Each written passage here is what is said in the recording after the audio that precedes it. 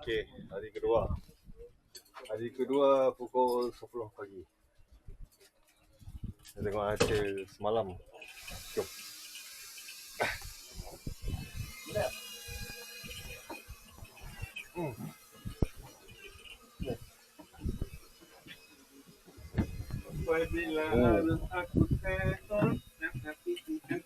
Lalu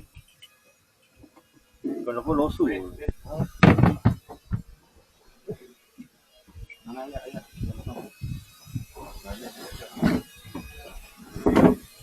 Kita tengok ikan.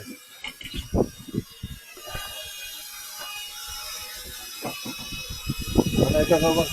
Belum tahu kan. Macam mau video sikit. Ya, boleh. Ini dulu ah. Ini dulu. Nah. Jalan sana. Oh, kamu jalan. Okey.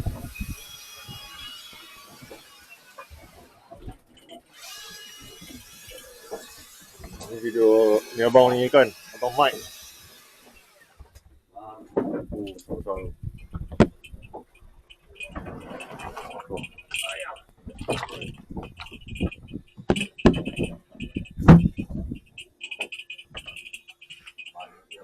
Balik juga.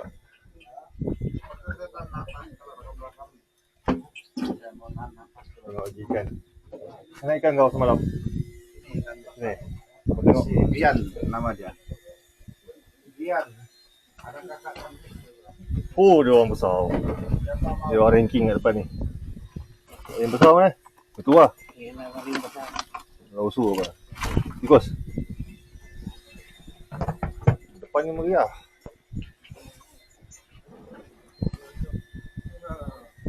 Ada bang, ada?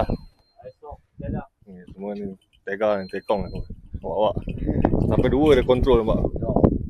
Tiga. Korang main potong belah ni bang? Potong. Potong sebelah-sebelah. Kelapu lah.